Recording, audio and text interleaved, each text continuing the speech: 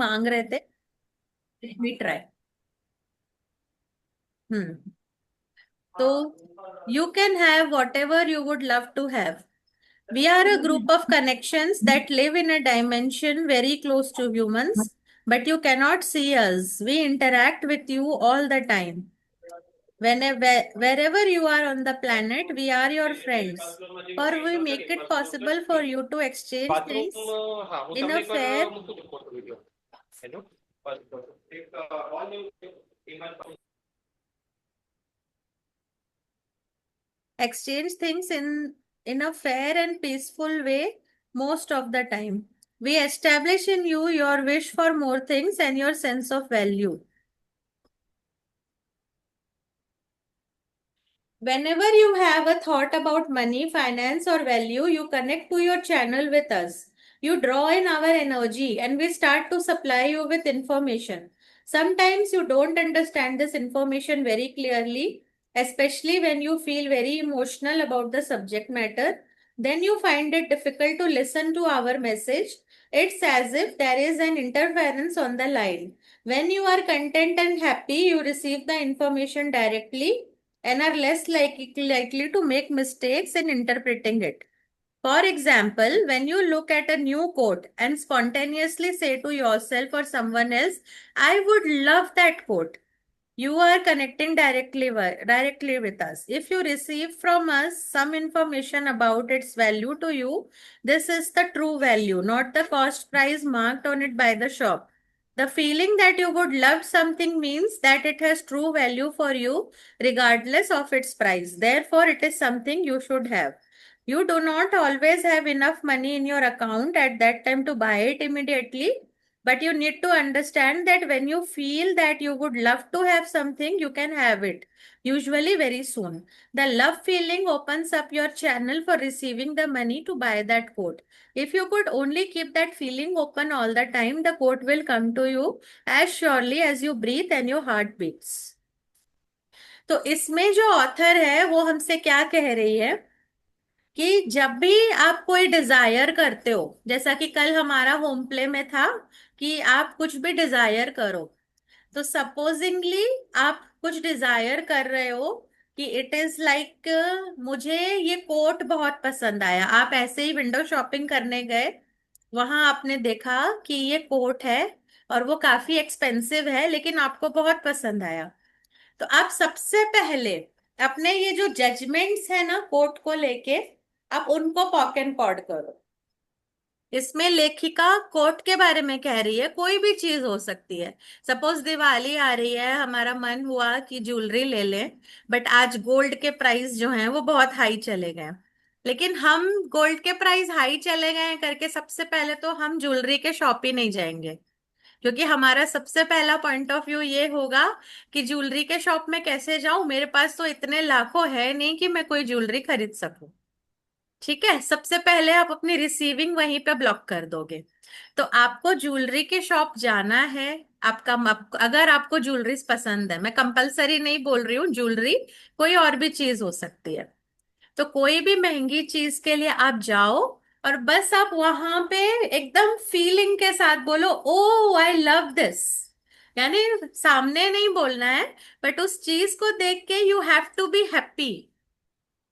अगर आप उस चीज के लिए हैप्पी हो, दैट मीन्स वो चीज आपके पास आएगी, क्योंकि उस चीज का लव आपको वो चीज दिलाएगा.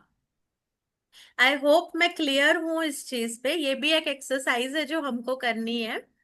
बेसिकली अगर आप किसी चीज से प्यार करते हो, तो वो जो प्यार वाली फीलिंग होती है ना, वो फीलिंग उस चीज के साथ आपको जोड़ देगा, चाहे आपके पास उसके लिए पैसे हो या ना हो. लेकिन हम इसके विपरीत काम करते हैं. अगर हम किसी शॉप में गए, सबसे पहले हम देखेंगे कि किस शॉप में हम जाएं. हम उसी शॉप में घुसते हैं जहां हमको लगता है कि हमारे अफोर्ड वाली चीजें मिल सकती हैं. अगर आज कोई डिजाइनर का शॉप होगा, तो आप उसके अंदर घुसोगे भी नहीं, क्योंकि डिजाइनर का शॉप है, ऑब्वियसली लाखों की चीजें मिलेंगी. सबसे पहले तो हम उस शॉप को ही कैंसिल कर देते हैं, हम जाते ही नहीं है. हम कहाँ जाएंगे? अगर हमारा 10,000 का बजट है, तो हम उससे थोड़ी लोअर शॉप में ही जाएंगे कि हाँ यहाँ शायद 8-10 हजार की चीज हमको मिल जाए, तो पहले तो हम वहीं घुसेंगे। हम कभी भी डिजाइनर वाली शॉप जहाँ महंगे कपड़े मिलते हैं वहां घुसेंगे ही नहीं। तो पहले तो आप ये चीज अपने यूनिवर्स से क्लियर करो कि चाहे वो कितनी भी महंगी शॉप हो, चाहे ज्वेलरी की शॉप हो, आप कम से कम शॉप तक तो जाओ। कल हमने आपकी इमेजिनेशन की ओपनिंग खोली थी, आज हम बोलेंगे कि आप फिजिकली उस महंगी दुकान पे जाओ। ठीक है। फिर उस महंगी दुकान में जा करके जो भी चीज आपको पसंद आ रही है, ऐसे नहीं कि हर चीज आपको पसंद आएगी, वहां पे भी ऐसा होगा कि कोई एक आध चीज होगी जो आपको पसंद आएगी। तो जब आप उस चीज को देखो और आपको लिटरल वो चीज बहुत पसंद आ गई, तब आप वहां पे सिर्फ ये बोलोगे, wow this is so beautiful, I love it. अब आपने लव इट वाली एनर्जी उस चीज पे थ्रो कर दी। अब आप बिल्कुल इस कैलकुलेशंस पे मत जाना कि ये ड्रेस लाखों की है या फिर ये ज्वेलरी लाखों की है, मैं इसको खरीद पाऊंगी या नहीं खरीद पाऊंगी, मेरे पास इतना पैसा कब होगा कि मैं इसको खरीद लूंगी, या कोई भी कैलकुलेशन में आप मत जाना। सिर्फ उस लव वाली एनर्जी में आपको फोकस करना है। उस चीज के लिए वो लव जो आप फील कर पा रहे हो उसको वहां पे बोलना है कि वाओ आई लव दिस। और फिर आप वहां से भले वापस आ जाना और कुछ दिनों बाद फिर उस शॉप में जाना, आई लव दिस। आप धीरे धीरे देखना, आपकी वो लव एनर्जी की वजह से या तो वो सामान आपको कम रेट में डिस्काउंट में मिल जाएगा, या फिर आपके पास इतने पैसे आ जाएंगे कि आप उस चीज को खरीद लेके ले आओगे, अपनी लाइफ में लेके आ पाओगे। और ये तभी पॉसिबल होगा अगर आप बिना किसी जजमेंट के, बिना किसी कंक्लूजन के, बिना किसी भी पॉइंट ऑफ व्यू के उस शॉप में जाओ और उस चीज को लव इट वाली एनर्जी दे के आओ। ये सब करना डिफिकल्ट होता है हमारे लिए, हम करते ही नहीं है। हम कोई भी महंगी शॉप में जल्दी से नहीं जाते जो हमको लगता है हमारे रेंज के ऊपर है। तो everywhere you have decided that I cannot afford this, or I can't have this, or I can't have enough money to have this. Can you now destroy and uncreate all that point of views, please? Just say yes. आप सबने yes बोल दिया? Right, wrong, good, bad, pot, pock, all 100, shorts, boys, poets, creation, spaces, and beyonds. All your projections, expectations, separation, judgment, rejections about money. Can you now destroy and uncreate all that, please? Yes. Right, wrong, good, bad, pot, pock, all 100, shorts, boys, poets, creations, spaces, and beyonds. तो ये था एक और exercise. अब हम इसमें आगे पढ़ते हैं। You only make one mistake all the time. You compare the cost of the coat with the money you have available. What you need to do is to compare the value to you of the coat with the money that is coming to you for that coat. And in every case, the two are equal. However, if you feel disappointed when you compare the cost and the money you have available to you, it will close down the love feeling and settle into that the I can't afford it feeling. Sadly, this is the fastest way to close down your connection with us, your suppliers of money. Sounds familiar? You can only test this through experience. It is totally risk free. We are not asking you to spend money do you do have, not to spend someone else's money who is perhaps not interested in you getting the new coat. All we are saying is to allow yourself to stay with that feeling. I would love to have that coat. Never ever say or allow yourself to feel that you can't afford it. And then just wait patiently.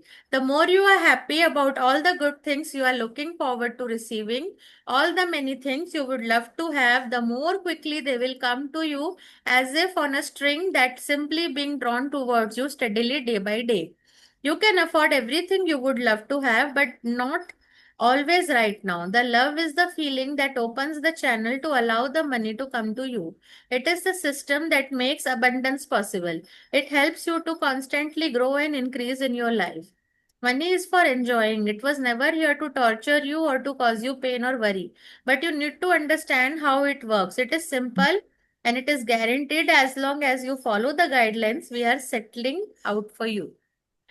इसमें लेखिका ये कह रही है कि जब आप उस कोट को देखते हो और आप जस्ट ये लव वाली एनर्जी क्रिएट करते हो, इसका मतलब आप अपनी वैल्यू वहां डिसाइड करते हो कि हाँ, मैं केपेबल हूं इन सुंदर चीजों को लेने में, या ये सुंदर चीजें मेरे लिए बनी हैं। ये लव वाली एनर्जी आती है वहां पर। लेकिन जब आप अपना पर्स खोलते हो और कंपैरिजन एंड कैलकुलेशंस में आते हो ना, तब वो एनर्जी चली जाती है, क्योंकि उस समय एक पॉइंट ऑफ व्यू ये बन जाता है, आई कैन नॉट अफोर्ड इट। इसका मतलब मैं इसको ले नहीं सकता, या मुझे ये कोई देगा नहीं। इसमें लेखिका ये कह रही है कि जब आप कोई सुंदर सुंदर चीजों को देखते हो और बस खुश हो जाते हो कि वाओ आई लव इट, मैं इस चीज से बहुत प्यार करती हूँ, और ये कभी ना कभी मेरी लाइफ में शायद आ जाए, क्योंकि आप उससे लव की एनर्जी दे रहे हो। अगर आप ये समझते हो ना कि आई कैन नॉट अफोर्ड इट, मतलब आप अपनी वैल्यू वहां पे कम करने लगते हो, कि मेरा ये वर्थ नहीं है कि मैं इस चीज को खरीद सकूं, या मेरी इतनी वैल्यू नहीं है कि ये चीज मेरे पास आ सके। तो लव की एनर्जी में जब आप रहोगे, सुंदर सुंदर चीजें आप आकर्षित करने लगोगे। तो आप धीरे से पहले तो इसी प्रैक्टिस में रहो कि how you would create this love energy. उसके लिए हमको महंगी दुकानों में आज से जाना शुरू करना है। चाहे आपको कोई भी दुकान है जो आज तक आप गए नहीं थे, क्योंकि यहाँ बहुत महंगा सामान मिलता है, वहां आज आप जाओगे। ये आपका होम प्ले है। इधर आज आपको जाना है और वहां जाके वो सब चीजें देखनी है जो आज तक आपने देखी भी नहीं, क्योंकि आपको कहीं ना कहीं ये प्रिजम्पशन था कि ये महंगा होगा। फिर तीसरा, उसमें से अगर आपको जेन्युइनली कोई चीज पसंद आ रही है, तो बस उस चीज को आप लव वाली एनर्जी दोगे, वाओ यार this is so beautiful, I would love to have this. बस इतना करके आप घर लौट आना। अब कोई पॉइंट ऑफ व्यू, कोई कैलकुलेशन वहां हमको नहीं करनी है कि इतने पैसे में नहीं निकाल सकती, I can not afford it, मुझे ये कौन दिलाएगा, मैं पता नहीं ये कब खरीदूंगी। Nothing. Just give loves energy to that object, और ये करके आप आ जाओगे। जब आप इस एनर्जी में कॉन्स्टेंटली रहोगे ना, तो वो चीज अपने आप आकर्षित होके आपके पास आएगी। ऐसा मैं इसीलिए कॉन्फिडेंटली कह पा रही हूँ, क्योंकि मेरे पास एक महंगा बैग आया था इसी एनर्जी से। क्योंकि मैंने जब उसको देखा था तो वाओ यार इज सो ब्यूटीफुल, ये दूसरों के पास है, वाओ। जस्ट ये एनर्जी थी। फिर मैं जब मॉल गई थी नेक्स्ट टाइम, वो बैग 50 या 60% डिस्काउंट में था, सेम बैग। तो 60% डिस्काउंट मिल गया, और वो बैग मेरे पास इतना इजीली, और उसी दिन ऐसा हुआ था कि बहुत सारा पैसा लेके ही मैं निकली थी शॉपिंग पे। तो ये बुक का टिप ही था जब वो उसको मैं फॉलो कर रही थी वहां पे।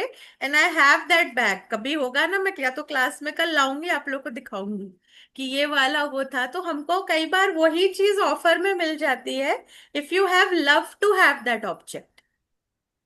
ओके। तो आप लोग सब अपना आज का प्ले समझ गए हैं। अभी तो ऐसे भी दिवाली आ रही है, आप जाओगे शॉपिंग करने के लिए, तो आज से आप कोई भी सस्ती दुकान नहीं जाओगे। आप जो आपके सिटी की सबसे महंगी शॉप है, आप वहां जाओगे, और वहां जाके जो भी सामान आपको लग रहा है कि पसंद है, उसको देखोगे और just say I love this, wow. मतलब ये मेरे पास कब आएगा अभी मत पूछना, कैसे आएगा अभी मत सोचना, कब तक खरीदूंगी, क्या इसका प्राइस है, no calculation, just give loves energy and come back. फिर बाकी यूनिवर्स का काम है, वो आपको वो कैसे चीज लाके देगा आप उस पर छोड़ दो। गीता में भी तो लिखा है ना, कर्मण्येवाधिकारस्ते माँ फलेषु कदाचन। तो ये आपका कर्म है, आप इसको करो, और ये कैसे इसका फल मिलेगा ये हमको नहीं सोचना है। I hope you are with me, समझ आया ये कॉन्सेप्ट आप सभी को? ओके। तो हम चैप्टर 6 स्टार्ट कर रहे हैं, जितना इसका कर पाएंगे we will do it.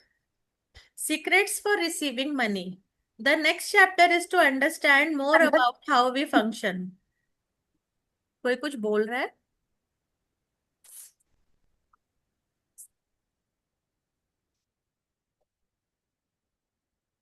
You are going to be given some secrets that few people understand. When you want to buy something, you need to open your heart, as we have explained before. to allow us to supply you with the money.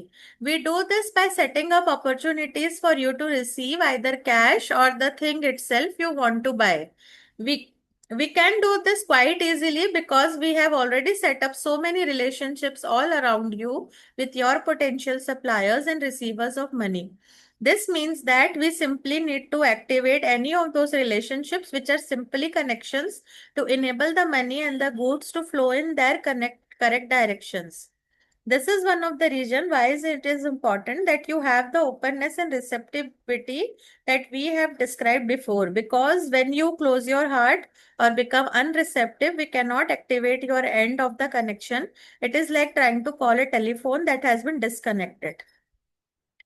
ये जो point of view अब यहाँ हम जो clear करने जा रहे हैं कि मैं एक हाउसवाइफ हूँ, मैं कमाने नहीं जाती हूँ, तो अब मेरे पास पैसे कहाँ से आएंगे। इसमें मनी कह रहा है कि हम सप्लायर्स के साथ आते हैं।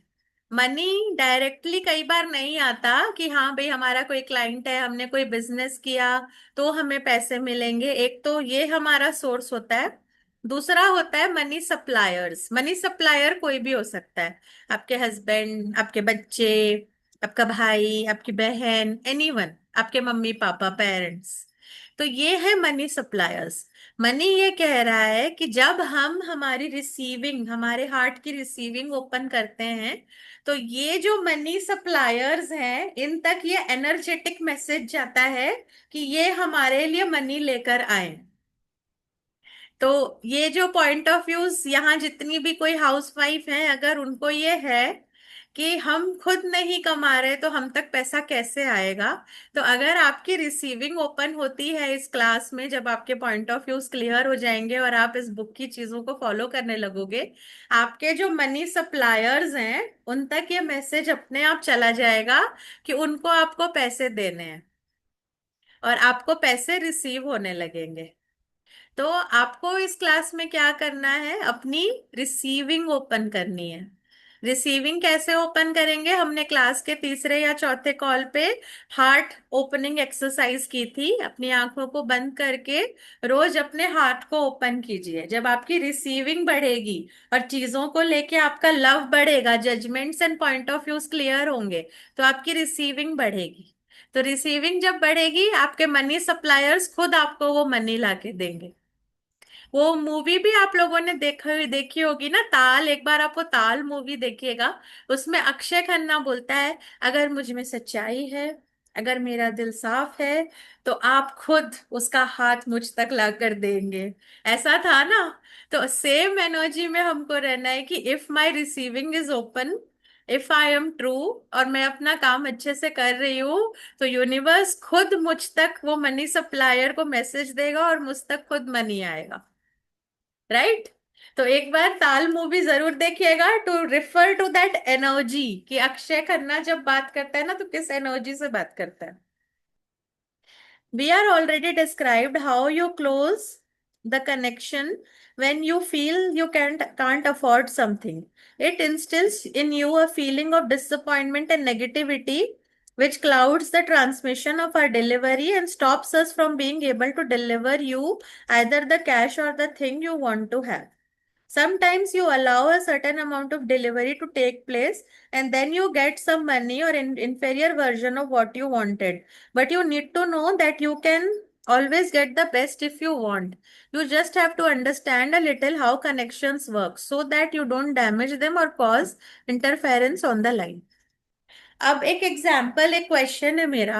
कल अगर आपके बेटे ने बोला कि मुझे सो एंड सो स्कूल में एडमिशन चाहिए, आप अगर उस स्कूल की फीस 2 लाख, 3 लाख, 4 लाख, 5 लाख रुपए भी साल की होगी ना, तो क्या हम दे देंगे उस फीस के लिए? थम्स अप करके यस कर दीजिए अगर आप एग्री कर रहे हैं तो। चाहे वो फीस ज्यादा भी हो, लेकिन हम अपने बच्चे अभी के मैं भविष्य के लिए तुम्हारी घर में देंगे। हेलो। दीदी एक बार प्लीज रिपीट करो ना, क्या बोले आप? अगर हम कोई कोर्स है, कोई क्लास है जिसमें बच्चा आके हमसे कह रहा है कि मम्मी इस क्लास में मैं बहुत कुछ सीखूंगा, मेरे को बहुत कुछ मिलेगा, मेरा फ्यूचर अच्छा हो जाएगा, तो ऑब्वियसली आप R&D करोगे, आपको लगेगा कि नहीं इस क्लास की फीस ज्यादा है, फिर भी आप वो पैसे दे दोगे या नहीं दे दोगे? थोड़ा अपने रेंज से हाई होगा तो भी तो हम दे देंगे ना। ऑब्वियसली। लेकिन जब हमारे ऊपर बात आती है, सपोज कोई कोर्स है, सपोज कोई बुक क्लब है, सपोज कोई चीज है जहां हमें जाके कुछ सीखने मिलेगा, या हम जाएंगे तो हमारा कुछ अपलिफ्टमेंट होगा, तो हम क्या करेंगे हमारे लिए? हम नो नो, इतना महंगा मैं नहीं ले सकती।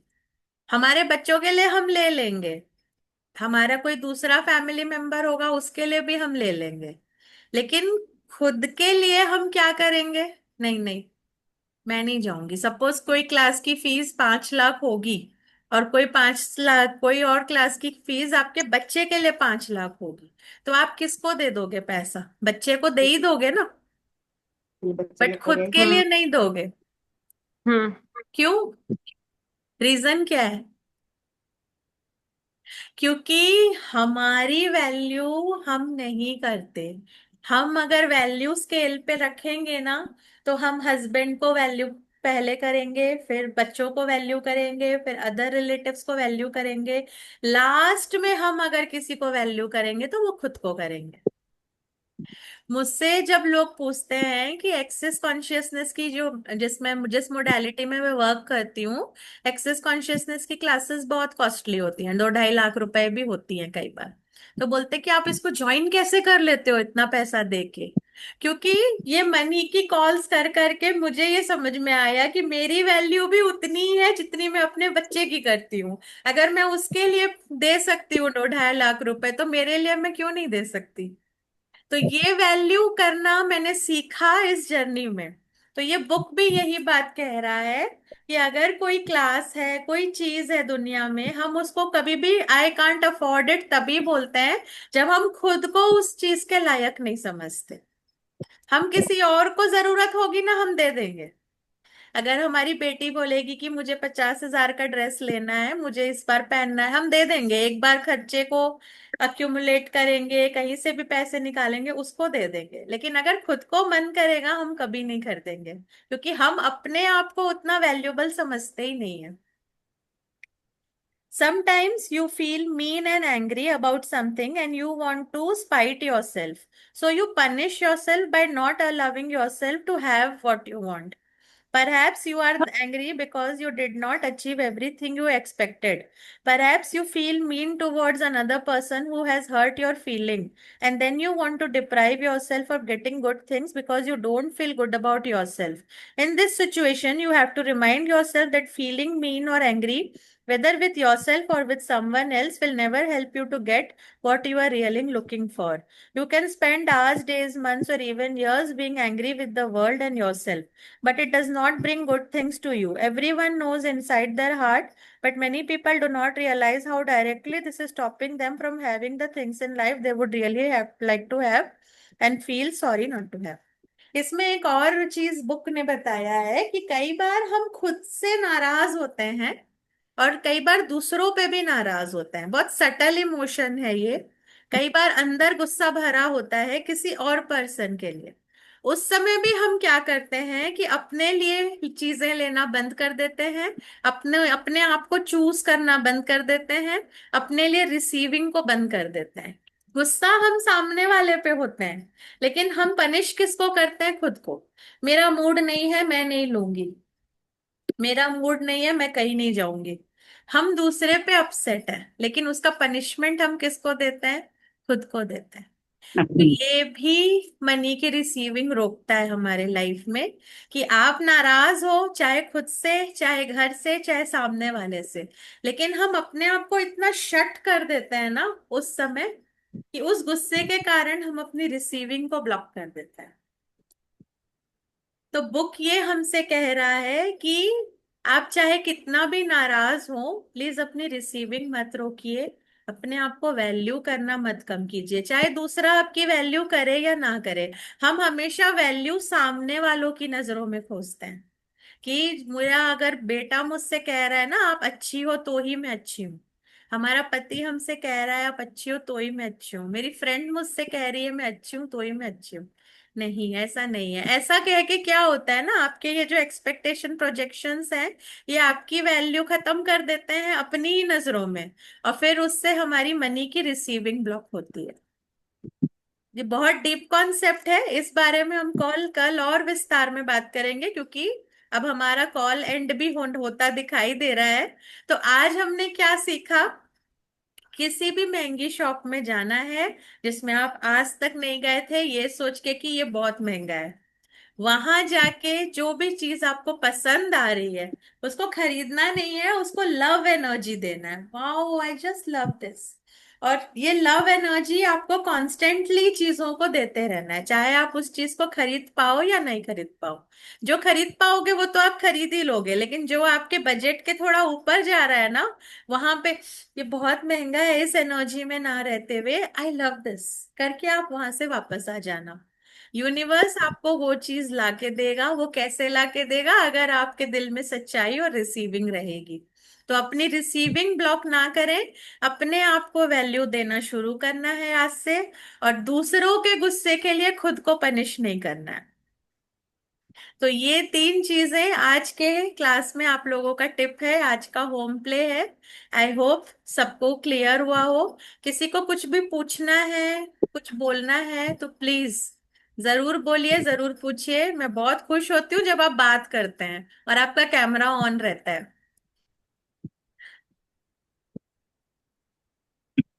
किसी को कुछ नहीं बोलना? हाय राखी। आज का आज का प्ले आज का कैसे यार, आज थोड़ी ना जा पाएंगे कहीं कोई शॉप में। ऑनलाइन शॉपिंग में देख लेते हैं, क्या हाँ, फर्क तो पड़ता है। वो भी चलेगा, ऑनलाइन में भी देखो। शॉपिंग से मतलब है श्वेता, आज, श्वेता मतलब मुझे हाँ, तो फूड को देख के होता है क्या? यार, मैं इसे नहीं खा सकती, मैं इसे नहीं खा सकती। वेट लॉस है श्वेता उसका उसके लिए तो कैसे तुम नहीं करेंगे? बोल, तुम खा लो खा लो खा लो। नहीं तो मैं तो यहाँ पैसों की बात उसके कर लिए रही तो हूँ, तुम मैंने नहीं बोल हेल्थ की सकती हो। बात की ही नहीं। वही बोल रही हूँ, उस वही बारे में एक तो तुम। वही है क्या, एक रेस्टोरेंट्स को ही देख के वो आता है, यहाँ नहीं जा सकते यार, नहीं खा सकते। क्यों वहां हेल्दी फूड नहीं मिलता? Again it is an interesting हाँ, पॉइंट ऑफ व्यू, वहां नहीं मिलता हेल्दी फूड? कहाँ जल्दी से कहाँ हेल्दी फूड मिलता है, कैसे नहीं बहुत कम मिलता? रेस्टोरेंट्स है। इंटरेस्टिंग सीजर सैलेड मिलेगा, कचूमर अरे सैलेड हाँ यार, मिलेगा। 5 स्टार में जाओ और वहां पर सौते वाला वेज खा हाँ, के आओ। सॉटे वेजिटेबल तो हर जगह ही मिलता है। तो आज मैं जाके ताज हाँ का खा के आऊंगी। वही बोल हाँ, रही हूँ। पॉइंट खाने में पॉइंट भी तो वो पॉइंट। कर सकते हो ना कि 5 स्टार में जाओ हाँ, और सौते वेज खा के आओ। बल्कि वहां वो समथिंग लोग और हेल्दी। यस। अच्छे से ही बना के देंगे, अगर आप उसको कुकिंग इंस्ट्रक्शन हाँ। दोगे ना कि I would not like to have fat, तो वो और अच्छे से देंगे। और अच्छे इंटरेस्टिंग स्टाइल में पॉइंट ऑफ आप व्यू बोल भी सकते हो। इंटरेस्टिंग हाँ, पॉइंट ऑफ व्यू भी थोड़ा सा समझा देना श्वेता, सबको जो लोग हाँ, access. Interesting point of view क्या होता है कि जब हम किसी भी चीज की जजमेंट में नहीं होते, ये अच्छा है, ये बुरा है, ये 5 स्टार है, ये ढाबा है, ठीक है, ये चीज रॉन्ग है, ये राइट है। जब ये सब पॉइंट ऑफ व्यूज की वजह से ही हमारी रियलिटी में वो पॉइंट ऑफ व्यू स्ट्रांग हो जाता है, और जैसा हमारा पॉइंट ऑफ व्यू होता है वैसी ही रियलिटी क्रिएट होती है। अगर मेरा ये पॉइंट ऑफ व्यू है ना कि मैं अच्छी जगह नहीं जा सकती, तो मैं सच में अच्छी जगह नहीं जा पाऊंगी, क्योंकि मेरा पॉइंट ऑफ व्यू मेरी रियलिटी को क्रिएट करता है। तो हम कैसे कोई पॉइंट ऑफ व्यू नहीं बनाते हैं? By being in interesting point of view. Interesting point of view मतलब किसी भी पॉइंट ऑफ व्यू के लिए ना आप यस बोलो कि हाँ ये बात सही है, ना आप नो बोलो कि ये बात गलत है, ये आप सिर्फ ये बोलो it's an interesting point of view. ये इंटरेस्टिंग पॉइंट ऑफ व्यू है, ये सामने वाले का पॉइंट ऑफ व्यू है, मेरा उससे कोई लेना देना नहीं है। जैसे कोई आपके सामने बोल रहा है, अरे यार आजकल तो बहुत बीमारी फैली हुई है, सर्दी खांसी तुरंत हो रही है, आप क्या करोगे? या तो अलाइन एंड एग्री करोगे, हाँ हाँ बहुत फैल रही है, या तो आप रेजिस्ट, इसी को होती है सर्दी खांसी, बस मुझे तो नहीं होती। तो दोनों में ही वो पॉइंट ऑफ व्यू आके आपके दिमाग में चला जाता है और वो सॉलिडिफाई हो जाता है। आपको क्या करना है? जब आपकी फ्रेंड ने ये बोला आजकल सर्दी खांसी फैली हुई है, इंटरेस्टिंग पॉइंट ऑफ व्यू, तो वो पॉइंट ऑफ व्यू आज तक आप तक पहुंचता ही नहीं है। वो बोलेगी ये क्या जवाब है इंटरेस्टिंग आपको पॉइंट जवाब ऑफ नहीं व्यू। देना है, मुंह से नहीं बोलना है, अपने मन में सोचना है, इंटरेस्टिंग पॉइंट ऑफ व्यू। तो वो बोलेगी अच्छा, वो अगर वो ऐसे पूछे, है ना, आज ऐसे हो रहा, अभी ऐसा हो रहा है ना, तो आप हाँ बोलो ठीक बात है ना, ना। गाय के जैसे बस हाँ बोलना है, हाँ हाँ हाँ। आपको उसको करेक्ट नहीं करना है, लेकिन अपने